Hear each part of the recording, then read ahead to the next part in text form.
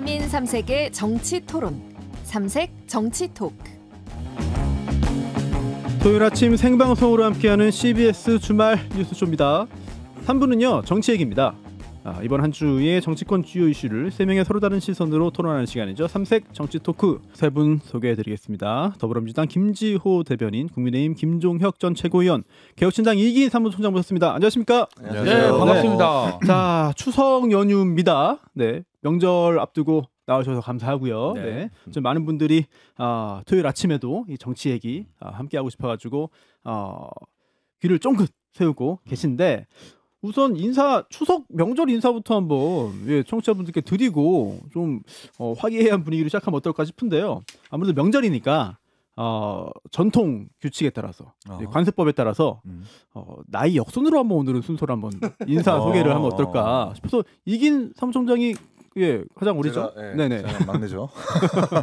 어쨌든 명절 아직 긴 연휴가 시작됐는데요. 뭐 도도 말고 덜도 말고 한가위만 같아라는 말이 있는데, 지금 도도 말고 덜도 말고 언젠가는 정치권만 같아라는 평가가 있을 때까지 정치인들이 잘 노력했으면 좋겠다는 생각이 문득 들고요. 또 연휴 때 동안 가족들과 보내는 분들이 많이 계실 텐데, 또 반면에 연휴 때 뭐 경제적 현실과 여건 때문에 가족들도 못 만나고 일하시는 분들이 분명히 계실 것 같아요. 또 그분들한테도 우리 정치가 의지가 돼야 되는데 그러지 못하는 것도 좀 아쉽다는 생각이 들고, 이번 명절을 계기로 저희 3명이라도 잘 반성하고 성찰을 해서 좋은 정치 만들겠다는 다짐과 약속을 드리겠습니다. 네, 고맙고요. 김지호 대변인 말씀 드릴까요? 명절에 저도 전화도 많이 드리고 문자를 보내기도 하고 받기도 하는데, 경제적인 어려움이 크다. 경기가 좋아졌으면 좋겠다. 그런 부분을 이야기하시는 분들이 많더라고요. 그래서 진짜 이 정부 여당으로서 이 민생 경제 부분을 어떻게 해결해야 되나 정말 고민했고요. 제가 이제 성남 지역이다 보니까 제가 명절 인사를 현수막으로 많이 걸었더니 이 현수막 걸면 좀 늘어지는 경우가 있어요. 이렇게. 그래서 엄청 항의를 많이 하셔가지고 빨리 가가지고 좀 땡겨야겠습니다. 알겠습니다. 네. 자, 김종혁 전 최고위원님 인사 듣겠습니다.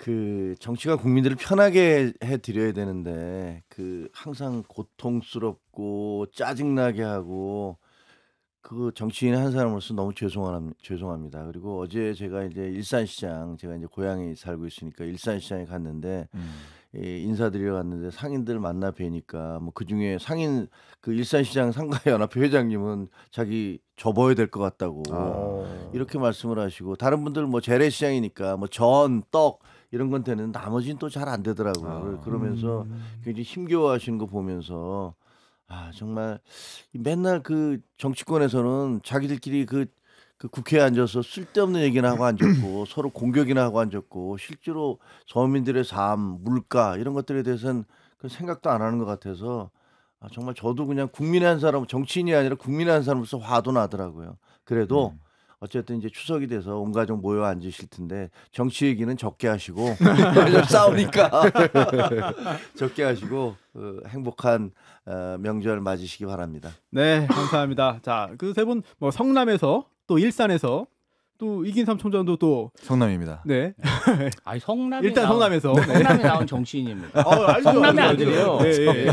네. 성남과 일산에서 활발하게 활동하시길 바라겠고, 또 그 명절 연휴 기니까 길에서 지나가다가 또 세 분 보시는 분들 계실 거예요. 반갑게 좀 인사해 주시고, 주말 뉴스쇼에서 항상 보고 있다라고 해주시면은 구독 부탁해달라. 네. 잘 좀 해주십시오. 네.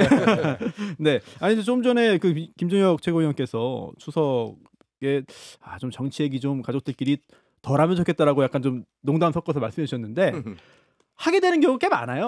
그렇죠? 네. 그런데 아마도 이번 추석 밥상머리에는 이진숙 전 방통위원장 얘기가 일단 한번 거론되지 않겠냐라는 생각이 들거든요. 오늘 체포적부심 예정되어 있고요. 그전에 수갑찬 모습, 물론 뭐 가리긴 했습니다만 수갑찬 모습 보이면서 또 열변을 토했기 때문에 국민들 뇌리에 강하게 이제 박혀 있지 않을까 싶은데요. 어떻습니까? 지금 여야의 입장이 좀 많이 다른 것 같아요. 네, 이진숙 전 방통위원장 체포 관련해 가지고 상당히 좀 비판적으로 국민의힘은 보고 있죠? 아 그럼요. 근데 사실 저는 이번 추석 밥상에 여인 천하가 되겠구나. 여인 천하. 소재는 왜냐하면 추미애, 서영교, 뭐 전현희 이런 분들이 워낙 그 법사위에서 맹활약을 해주시고 저희 입장에서 보면 사고를 많이 치셔서 그 논란이 되겠구나 했는데 그게 김현지 씨가 또 나오면서 그걸로 다 덮어버리더라고요. 그래서 야 김현지 추석이 되겠구나 이렇게 생각을 했는데 그제 이제.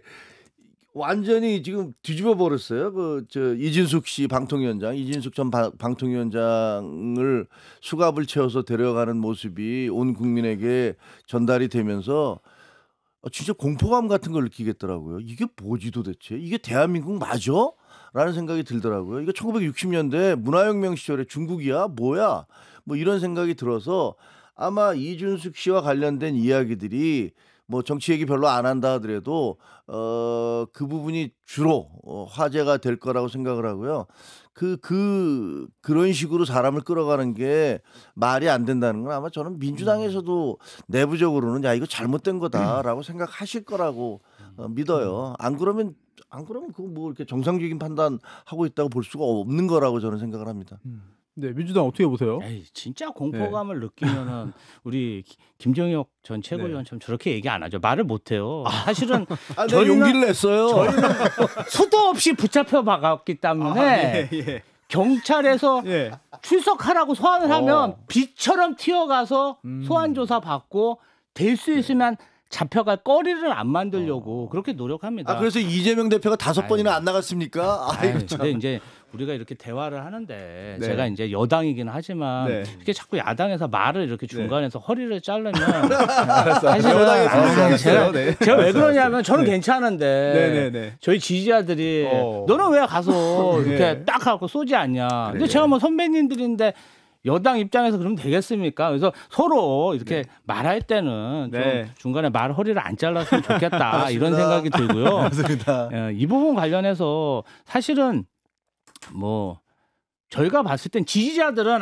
뭐 잘 됐다 이런 부분도 있지만 저희가 결정한 게 아니라 법원에서 체포영장을 발부한 거잖아요. 그러니까 그간 국민의힘 인사들이 어떻게 보면은 이런 일을 안 당해봤고 그리고 최근에 보면은 반국가적, 반사회적 이런 행위들을 서슴없이 하고 있어요. 뭐 예를 들면 서부지방법원 폭력 소요 사태라든지 윤 어게인, 윤 프리라든지 그다음에 계몽령이라든지 어떻게 보수가 법을 지킬 생각을 안 하고 껌껌이 이렇게 법을 어길 생각만 하는지 이것도 참 비극이라고 생각하고 이진숙 전 방통위원장 자체가 정말 무슨 뭐 겁먹은 모습을 보이거나 그런 게 아니라 나 개 탔다.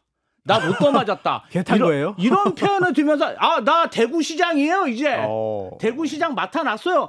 이런 제스처를 취하면서 경찰서에 들어가는 모습을 보면서 혹시 강제 체포를 유발했나? 그리고 정치권 내에서도 사실은 이것은 민주당이 결정한 게 아닙니다. 사법부에서 체포영장을 발부한 거세요. 체포한 거는 뭐 정당이 한 게 아니라 경찰이 한 거니까요. 정당이 하고 영장은 사법부에서 발부한 겁니다. 뭐 그걸 가지고 이렇게 과도하게 정치 공세하는 것은 저는 맞지 않다. 그리고 이제 기본적으로는 그러한 말을 한 거 가지고 지금 고발이 돼가지고 지금 체포가 된 거잖아요. 보수 여전사 발언, 또 이재명의 현행범 글 이런 것 때문에 선거법 위반 등으로 이제 수사 대상인 거죠. 저는 여야를 떠나서 그런 정도 사항으로 이렇게 경찰이 긴급 체포할 일인가에 대해서는 좀 문제의식은 가지고 있습니다. 뭐 영장을 받아서 한 체포죠. 뭐 사실은 이게 서로 간에 막 고소 고발하고 이렇게 해갖고 자꾸 지금 저희가 사법기관에 정치인들이 끌려가는데 저는 그것은 바람직하지 않다고 생각합니다. 근데 그럼 지금 이게 바람직하지 않은 거다. 또는 너무 과한 거다. 또는 우리는 모르겠고 경찰과 법원이 한 거다. 그러니까 뭐 어떻게 봐야 돼요? 경험이 없어서, 그러니까 안 당해봐서 검찰하고 경찰이 그런 식으로 민주당을 해왔어요. 그동안요? 그동안 해왔는데, 그러니까 저희는 잘 나가죠.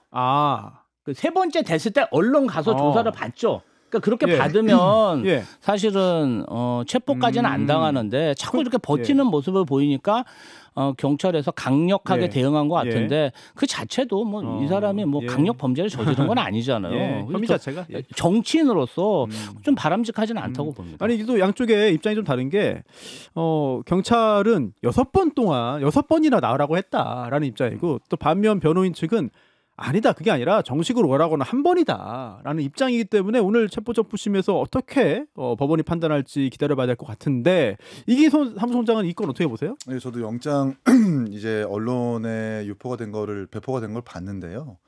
6번 소환이 6번 소환이 아니에요.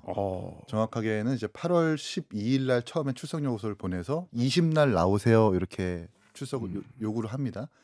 근데 보통 제가 변호사님께 여쭤보고 싶은 게 20날 나오라고 했는데 그 다음 출석 요구서가 20일 날 전에 나옵니까? 그 다음에 나옵니까? 보통은 그 다음에 하죠. 근데 8월 14일 날 또 보냈다라는 거예요. 연달아 그러니까 12일 날 20날 20날 나오세요라고 예. 출석 요구서를 보냈는데 이틀 뒤에 또 보내요. 아하.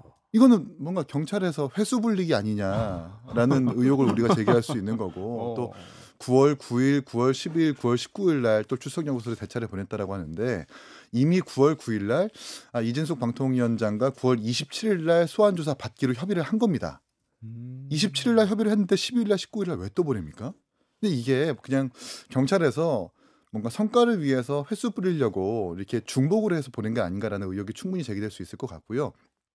27일마저도 구두 통보 내지는 불출석 사유서 내서 지금 방미통이 입법안이 개정되고 나의 거치가 어찌 될지 모르니까 이렇게 좀 양해 좀 해주십시오라고 경찰에 이야기를 했고 또 변호인에 따르면 그 수사 이과장이 이거는 그냥 형식적으로 보내는 거니까 신경 쓰지 마세요라는 답변까지 했답니다.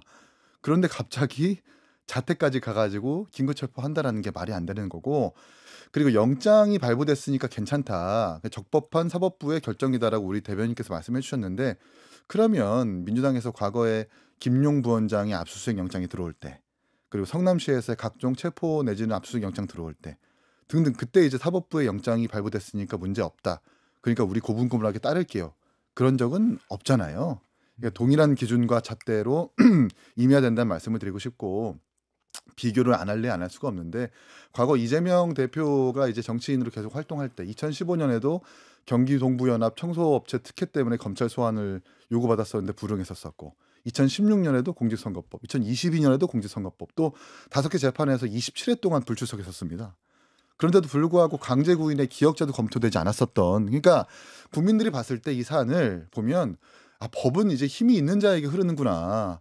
이렇게 지난 정권의 사람, 이제 끈떨어진 사람한테는 진짜 법은 작용하지 않는구나라고 충분히 받아들일 수 있기 때문에 이거는 아무래도 이번 추석에서 밥상머리에 가장 크게 떠오를 것 같다는 생각이 듭니다. 네. 제가 좀 반론 좀. 네네. 김정욱 최고위원께서 양해해 주시면은 먼저 먼저 민주당 얘기 얘기하시죠. 듣고 한번 하시죠. 예. 그 이재명 대통령 관련 얘기를 하셨는데 과거에 뭐 소환 검찰의 소환 조사에 응하셨고 제가 그때도 직접 쫓아갔었습니다. 함께. 그리고 그때는 힘 있는 대통령이 아니라 힘없는 야당 정치인이고 이게 기초 지자체장에 불과했는데 지금 현실과 과거 뭐 5, 6년 전 일을 이렇게 뒤섞어가지고 이렇게 얘기하시는 건 좀 맞지 않다. 이렇게 답변드리고 싶습니다. 그 민주당 아까 이제 김지호 대변인 얘기하시면서 법을 지켜야 된다 이렇게 준엄하게 꾸짖으신 데 대해서 저는 뭐 보수 정당은 그 자유, 책임, 법 이런 것들을 중시하는 게 보수 정당이니까 100번 맞는 말씀이라고 생각해요. 근데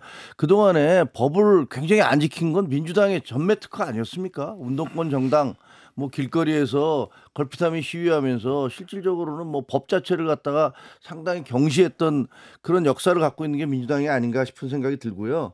그다음에 제가 보기에 이번 사태 그 보면서 느끼는 것은 뭐 정치 검찰에 대해서 그렇게 비판을 해오셨잖아요. 그런데 이번에 보니까 이거 바람보다 빨리 풀이 눕는다 그러더니 이 정치 경찰로 이제 다시 시대가 개막이 되는가, 정치 경찰의 시대가 개막이 되는가라는 느낌을 받았습니다.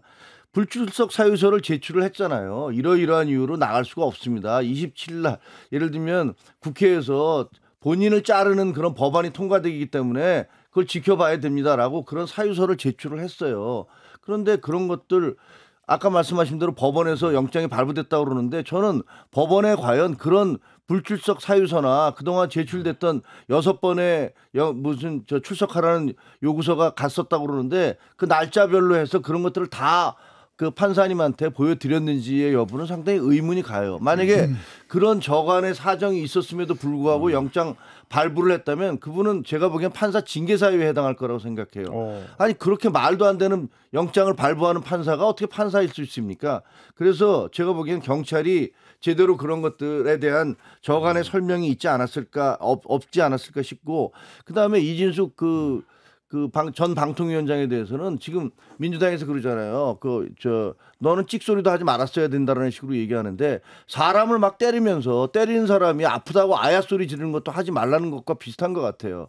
아니 본인이 탄핵을 당하고 그다음에 본인 때문에 법을 바꿔서 아예 방통위원회를 방송 미디어 통신위원회라고 바꾸는 그런 마당에 거기에 대해서 항변하고 그런 정치적 이슈들에 대해서 본인이 억울하다고 얘기하는 것 자체를 말을 못하게 하는 게 그 민주국가에서 있을 수 있는 겁니까? 그리고 그게 무슨 선거법 위반이라고 그러는데 그때 작년 8월에는요 대선이 치러질지 안 치러질지도 모르는 상황이었는데 거기다 대고서 대선과 보궐선거에 무슨 선거법을 위반했다라는 게 논리적으로 말이 되냐고요.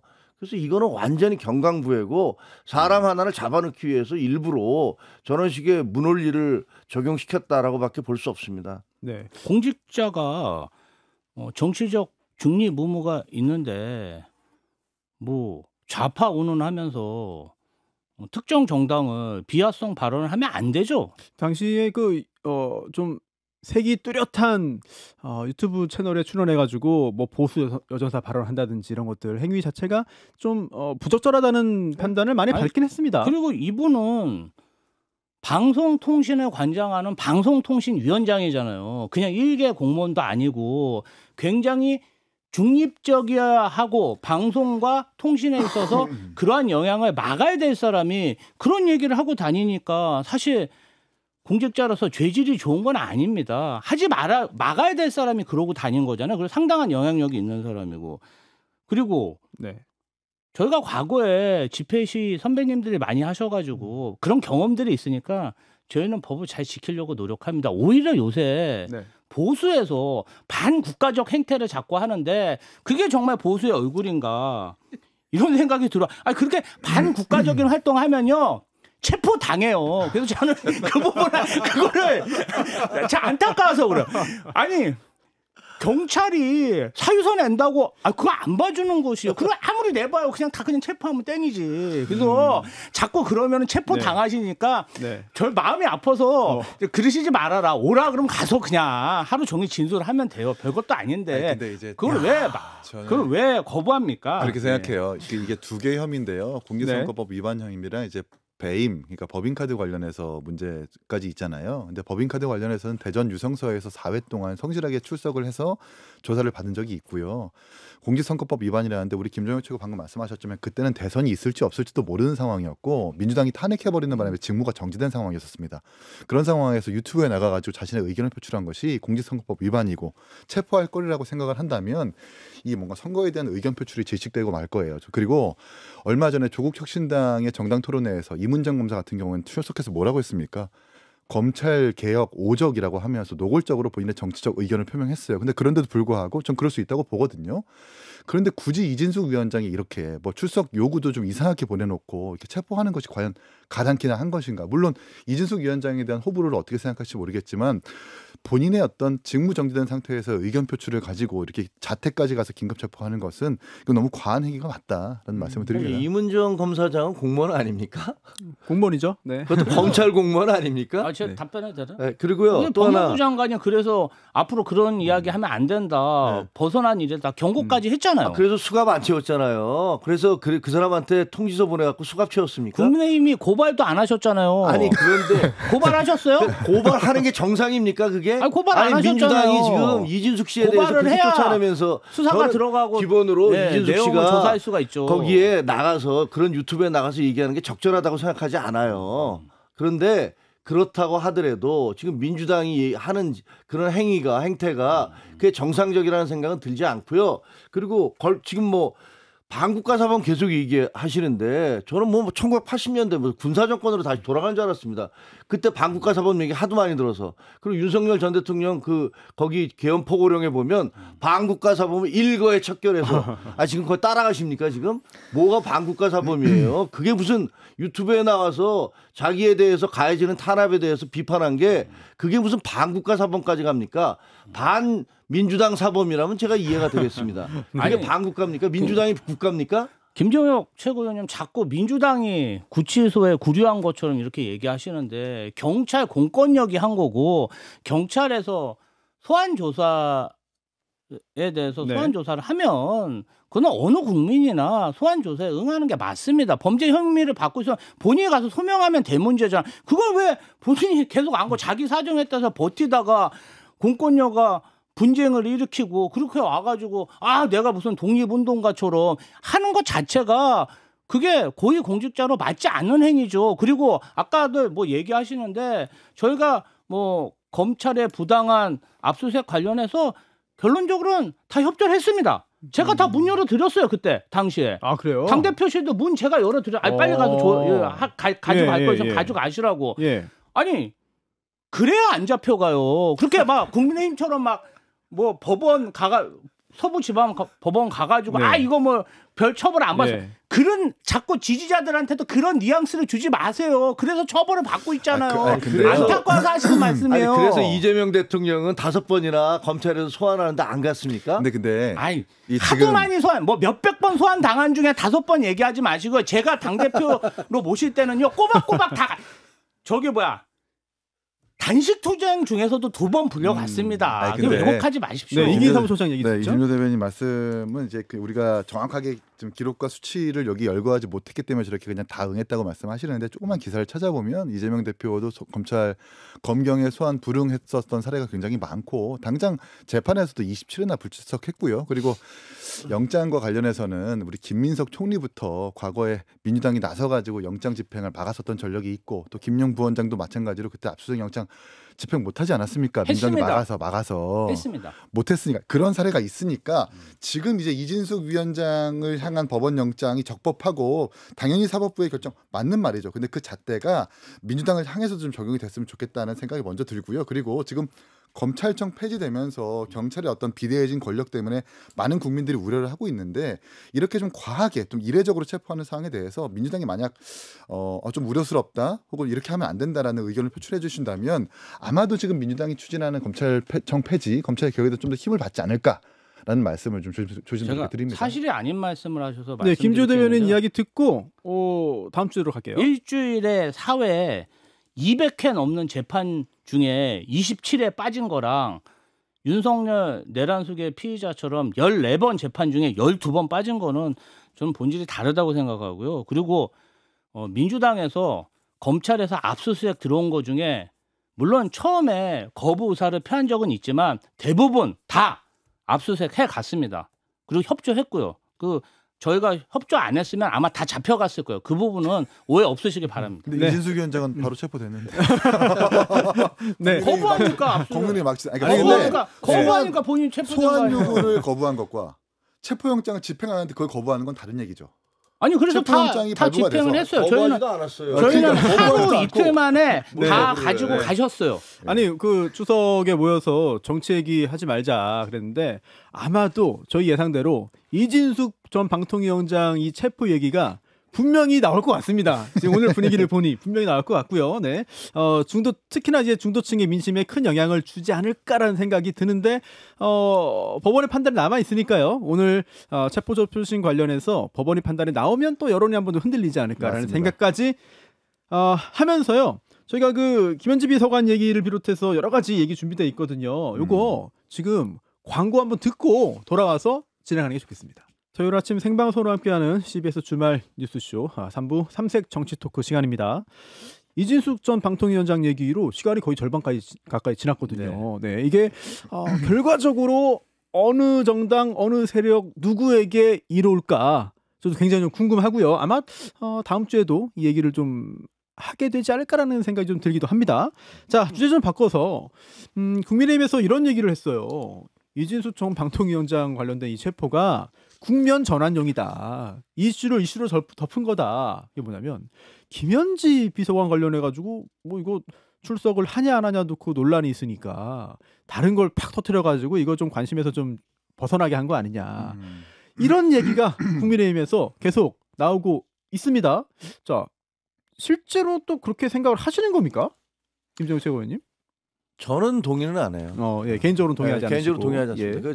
그 이전에 민주당이 조희대 대법원장이 뭐 한덕수 총리하고 만나서 이재명 대통령 이 후보를 대통령 안 만들기로 했다라고 민주당이 주장했잖아요. 사인 회동설. 네, 그러다가 나중에 탄핵을 하겠다, 무슨 청문회 하겠다라는 건 그거는 맞불을 질러서 그 관심을 돌리려고 한 거다라고 제가 여러 군데에 나와서 비판했는데 이거는 그거하고 좀 다른 거잖아요. 이거는 어쨌든 이게 만약에 사실이라면 사실상 경찰과 검사와 그 판사가 모두 민주당의 지시에 의해서 움직였다라는 얘기가 되기 때문에 그렇게까지 우리나라가 망가졌다는 생각은 하지 않습니다. 만약 그렇다면 말이 돼요 이게? 그 사법 체계라는 게 아예 의미가 없어지는 건데 저는 우연의 일치라고 생각을 합니다. 우연의 일치인데 아까 말씀드렸던 대로 경찰이 너무 과잉 충성을 하고 있다. 그래서 그것이 결국은 민주당과 이재명 대통령에게 상당한 부담으로 작용하고 있다라고 생각을 합니다. 아니 근데 이제 김현지 비서관이 아니라 이제 부속실장이 되겠네요. 네, 김현지 실장이 이재명 대통령과 가까운 건 맞고 오래 함께 일한 것도 맞고 또 능력이 있고 일을 잘하니까 지금까지 같이 하겠죠. 그런데 아니 김재호 대변인도 또 아주 예전부터 함께 하지 않았습니까? 그러면 좀 보고 듣고 했던 게 좀 있을 것 같거든요. 좀 말씀 좀 해주세요. 어떤 분인지 전혀 모르거든요. 그래서 저는 이제 2011년부터 인연이 있었고 뭐 크고 작은 선거 이재명 대통령 관련 크고 작은 선거 뭐 6, 7개 같이 선거 캠프에서 일했으니까 뭐 친하게 지냈던 것 같은데 그래서 뭐 저는 동료로서 굉장히 상냥했고 친절했다 그런 기억이 있고 어떤 정치 자금 문제라든지 선거 회계 문제라든지 또 선거 캠프에 있다 보면 좀 이 사람 저 사람 모이다 보니까 예의에 벗어난 행동을 하는 사람도 있고 조금 갑질하는 사람도 있고 뭔가 좀 뭐 성비위성 뭐 크게 범죄로까지는 번지지 않아도 뭔가 좀 여성들이 불편해하는 부분도 있었는데 그런 부분 관련해서 굉장히 원칙적이고 법적으로 단호하게 처리를 하는 그런 의견들을 많이 냈어요. 그래서 제 입장에서는 같이 일하기 굉장히 편한 그런 동료였고 지금 이제 막 부각이 되니까 공무원 1급 공무원이잖아요. 그렇기 때문에 국회에서 출석 결의를 하면 당연히 출석해야 된다고 생각하고 굉장히 이제 화제가 되다 보니까 시대가 김현지를 부르나 그래서 무슨 말씀이세요? 아니 너무 이제 우리 여권에서 인지도가 올라간 그런 정치인이 된 거예요. 그래서 지금 비서관으로만 만족하지 말고 뭐 뭔가 좀 다른 분야의 공직자나 선출직으로도 한번 도전하면 어떨까? 뭐 이제 대통령님 잘 모셔야겠지만 아직 젊어요. 젊기 때문에 앞으로 정치적으로 한번 활로를 모색하는 것도 나쁘지 않겠다 이런 생각이 들었습니다. 아니 근데 그 총무비서관이었다가 이제 제1부속실장이 된 거잖아요. 근데 사실 그 직함만 보면 사실 뭐 정권의 핵심이라든지 뭐 실세라든지 뭐 어마어마한 뭐 이 흑막이 있거나 뭐 이런 것 같지는 않은데 그 직함만 보면 실제로 어때요? 실제로 실세입니까?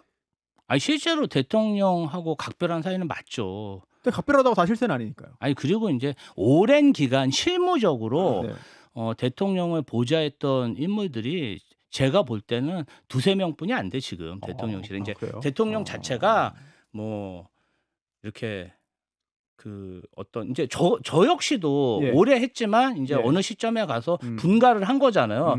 그러다 보니까 대통령하고 이렇게 친분이 있는 건 맞는데 사실은 부속실장 자기가 편한 사람 쓰는 게 맞는 거잖아요. 근데 그게 큰 문제가 될 것도 아니고 뭐 누구처럼 금 거부기를 받은 것도 아니고 뇌물 받고 넙죽넙죽 절한 것도 아니고 특별한 문제가 없기 때문에 지금 의혹 제기는 사실 그 전에 정권의 실세였던 최순실이나 김건희 씨가 비선 실세로 이러이러한 영향력을 행사했고 이러이러한 비리를 저질렀으니까 또 김현지 부속실장이 여성이고 그렇지 않냐 베일에 가려 있지 않냐 이렇게 의혹 제기를 하는 것에 저는 불과하다고 생각하고 아무런 그러한 의혹 제기는 실체가 없기 때문에 뭐 저는 큰 네. 문제가 아니라고 생각합니다. 이긴 사무소장께도 좀 묻고 싶은 게 굉장히 좀 논란이라기보다는 좀 관심의 인물이 된 건 맞거든요. 그렇죠. 근데 그렇다고 해서 뭐 의혹이 드러났거나 아니면 뭐 잘못을 했거나 그런 게 좀 확실하게 뭐가 나오진 않은 것 같은데 이 국감 출석 자체를 두고 이렇게 화제가 된 건 처음인 것 같아요. 그렇죠. 그러니까 보통은 그냥 국감을 출석해 버리면 끝나는 거예요.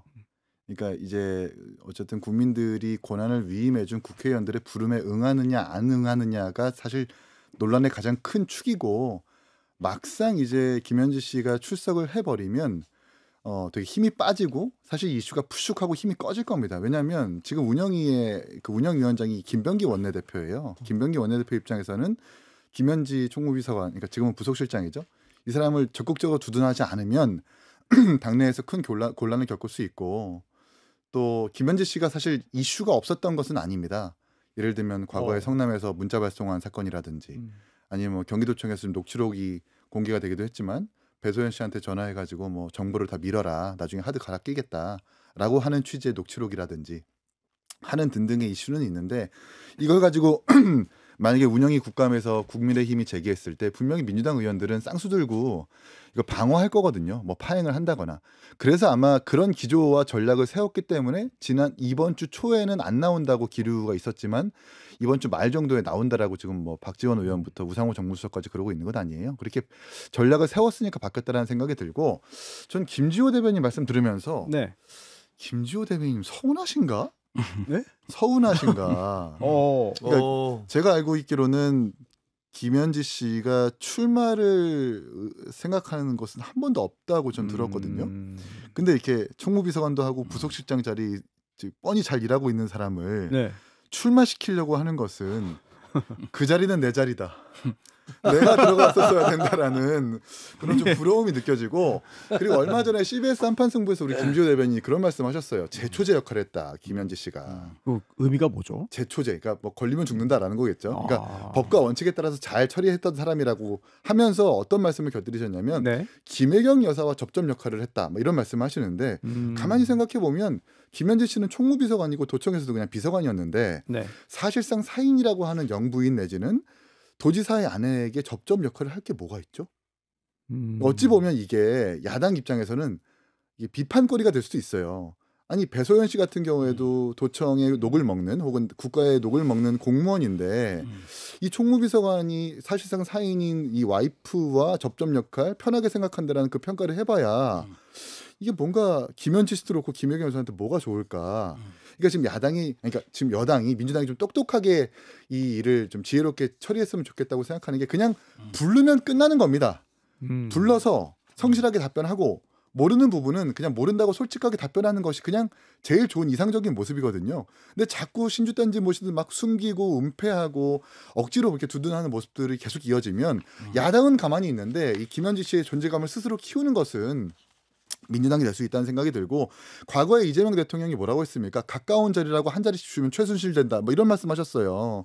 근데 지금 보면은 시민단체 사무국장이어서 지금 총무비서관 한 자리 주고 본인과 연이 있어가지고 한 자리씩 주는 이런 행태를 그렇게 비판했었던 본인 스스로 다시 뭐 적용이 되는 것은 아닌가라는 생각도 들고요. 다양한 생각이 듭니다. 아니 근데 그 민주당에서 뭐 어록을 많이 만들어내니까 또 피하는 자가 범인이다 그랬잖아요. 그리고 뭐 우리도 보면 그 죄 지은 사람이 경찰 보면 괜히 슬금슬금 눈 안 마주치려고 그러고 피하잖아요. 김현지 씨를 보면 이해를 할 수가 없어요. 어떤 거요? 아니 총무비서관은 그냥 나오면 되는 거지. 네. 여태까지 수십 년 동안 한 번도 문제가 된 적이 없는데 왜 나오면 안 된다고 비서실장 나오니까 그 사람 내보내지 말자고 해서 이 발단을 만들어냈는지 그다음에 그 이후에 뭐 나온다 안 나온다 계속 논란을 벌이다가 결국 인사를 통해서 부속실장으로 보냈잖아요.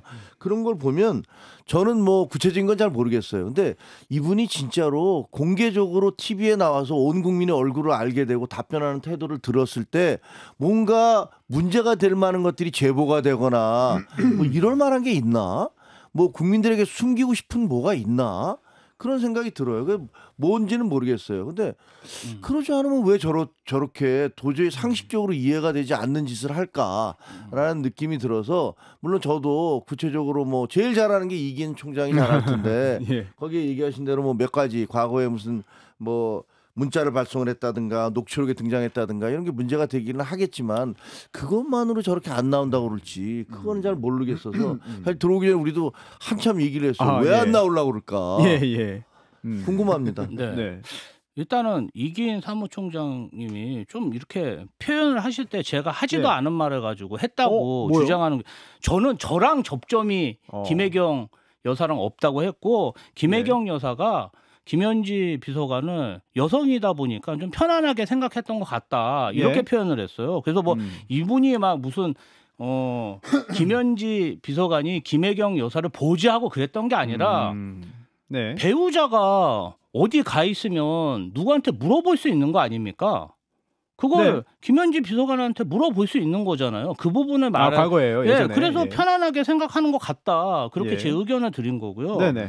그다음에 부속실장이 굉장히 중요한 자리고 실세 맞죠. 어떻게 보면은 대통령을 지금 거리에 보좌하는 자리인데 80명 비서관 중에 한 명이고 그리고 대통령이 자기 부속실장을 좀 편한 사람 쓰면 안 됩니까? 아무튼 뭐 이건 굉장히 좀 임명할 수 특수한 있는 자리니까요. 거잖아요. 예. 아니, 이 사람은 예. 측근이라고 해서 장차관을 안 쳤습니까? 아니면 국회의원 공천을 줬습니까? 그런 오히려 제1부속실장은 가장 그런 자리라고도 할 수 있죠. 예. 이거는 전혀 문제가 없는 인사라고 생각하고 예. 제초제라는 표현을 한 것은 오 예. 저희가 그만큼 김현지 비서관이 편하기도 했지만 네. 저희 조직 내에서는 쓴소리를 하는 예. 불편한 존재였다는 얘기도 드리는 거예요. 저는 그 내막을 잘 모르는 상황에서 이게 뭐냐면은 예. 사실은 여러 가지 현안이 있을 때 인맥으로 연결돼 가지고 작은 문제가 생겼을 때 이 부분 관련해서 어찌할 바를 모를 때가 있어요. 이게 뭐 개인적으로 친분도 있고 이렇게 하면 저 사람 이력이 망가질 수도 있고 그런데 이걸 어떻게 우물점을 하고 있을 때 김현지 비서관은 네.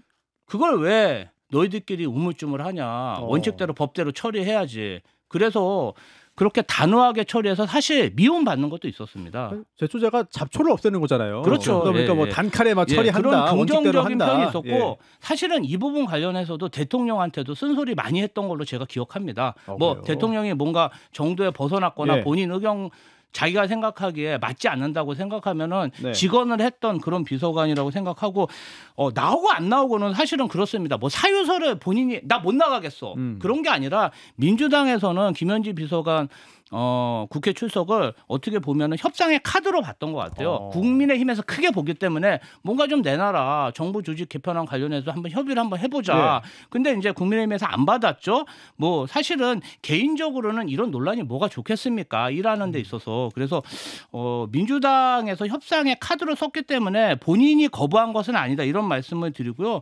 문제될 게 하나도 없습니다. 뭐 말씀도 상냥하고 친절하게 잘 하시기 때문에 큰 문제될 거 없을 거라고 생각합니다. 아니 근데 만약에 나왔어요. 국감이 나왔어요. 출석했어요. 네. 그러면 야당에서는 뭘 추궁하고 뭘 물어보는 거예요? 저는 이제 아마도 그럴 거예요. 총무비서관이라는 자리가 3급 2급인가요? 행정관 그 일부 인사들의 어떤 인사 이동, 인사 개편 이런 것들을 총괄 책임하는 자리이기 때문에 그 부분들을 물어보려고 할 텐데 네. 근데 김현지 비서관은 이렇게 얘기하겠죠. 이제 그 제가 부속실장이어서 제 소관 사항이 아니어서. 좀 말투와 이런 걸 좀 아시나 보네요. 그건 아니고요. 통화도 그러니까? 한 번 했던 거 기억이 나는데요. 예. 그러니까 아무래도 본인의 이제 막 부속실장으로 바뀌었으니까 소관 사항이 아니라는 점을 들면서 피할 수 있다라는 생각이 들고 그 운영위 국감에서 지금까지 김현지 씨를 둘러싼 여러 가지 국민들께 각인됐었던 사건, 방금도 우리 문자 발송 사건이 있잖아요. 그 이제 이 성남시에서 이재명 시장을 위해서인지는 모르겠어요. 이 새누리당 의원들을 음해하려고 했는지 모르겠지만 성추행을 하지도 않았는데 성추행을 했다라고 33,000건의 문자를 보내면서 200만 원 약식 기소 받고 150만 원 벌금 선고 받은 사안이 있고 조금 아까 제가 소개해드렸던 경기도청에서 파일을 지우라는 그 녹취 그게 이제 한낱 뭐 이렇게 비서관은 그런 공공기록물법에 의거한 그런 파일들을 삭제하라고 지시할 권한이 아무것도 없거든요. 그건 사실 처벌받을 수 있는 사안이라고 보기 때문에 이런 부분들을 묻겠죠. 그것뿐만 아니라 뭐 대장동 아파트 보유라든지 여러 가지 물을 텐데, 근데 사실 그거는 운영위와 관련된 의제는 아니기 때문에 3급 이하에 혹은 뭐 총무비서관으로서 어떤 역할을 했는지, 그리고 뭐 지금 풍문으로 도는 뭐 국장급 인사에 개입을 했는지를 물어볼 텐데 아마도 제한적일 겁니다. 그러니까 제가 다시 말해서 나오면 이 이슈는 사실 끝나버릴 수 있어요. 근데 자꾸 민주당이 키우는 감이 없지 않아 있다, 이렇게 말씀드립니다. 네, 뭐 그 외에도 지금 김현지 실장 외에도 뭐 김경 서울시 의원과 특정 종교단체 의혹, 또 이게 김민석 총리와 연결된 거 아니냐는 그런 의혹 제기도 나오고 있고요. 물론 뭐 아주 구체적인 뭐 근거가 나온 것 같지는 않습니다만, 또 그 외에 윤석열 전 대통령 관련된 황제수관 폭로글이나 또는 이제 특검에 파견된 검사들의 어떤 복귀 논란 등등 상당히 다양한 정치권 이슈가 있었는데, 이건 뭐 다 다룰 시간은 없을 것 같고 저희가 각자 1분 정도 발언하실 수 있을 것 같거든요. 그래서 오늘 얘기에 대한 종합도 좋고, 또 이제 일주일 동안 추석 연휴가 또 이어지지 않습니까?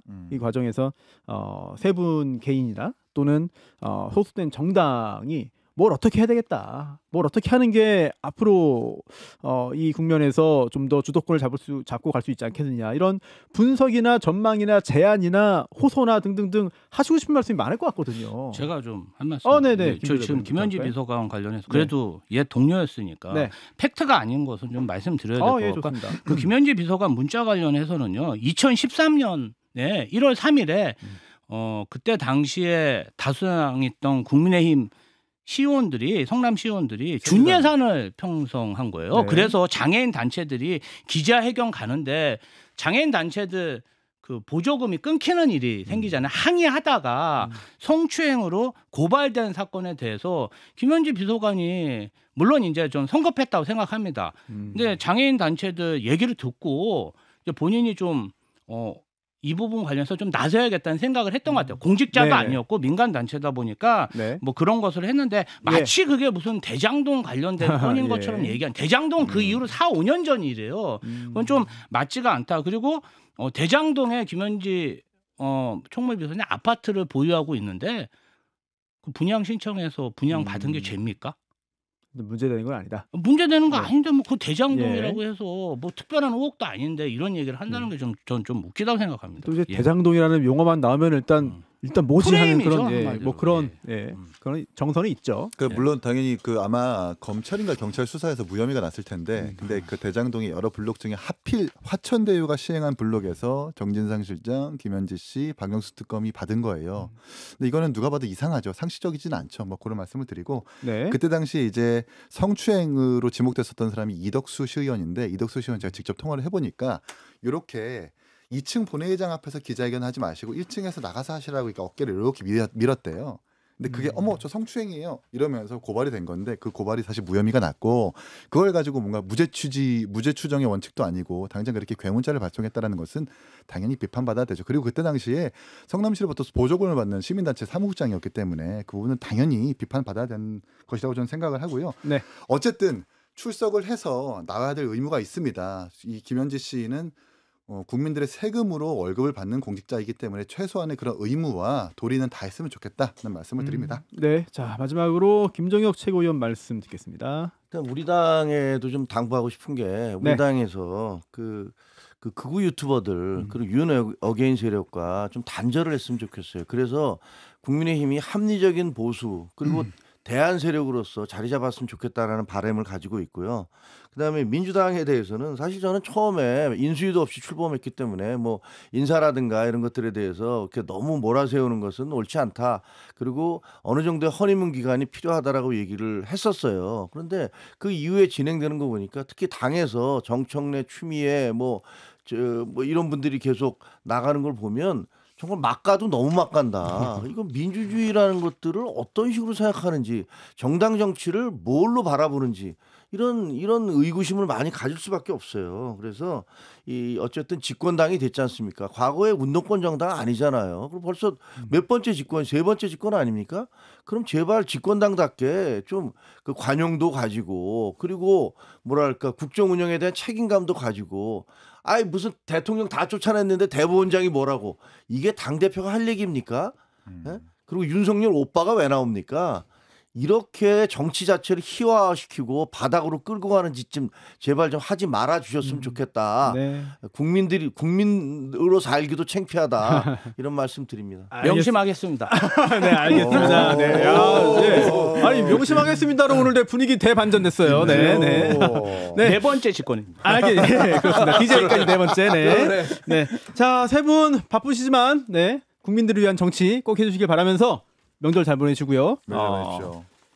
다음에 또 세 분 모시고 또 함께 정치에 추석에 어떻게 정치하셨는지도 제가 다음에 한번 좀 여쭤보겠습니다. 네, 세 분과 함께했습니다. 민주당 김지호 대변인, 국민의힘 김종혁 최고위원, 개혁신당 이기인 사무총장이었습니다. 고맙습니다. 고맙습니다. 감사합니다.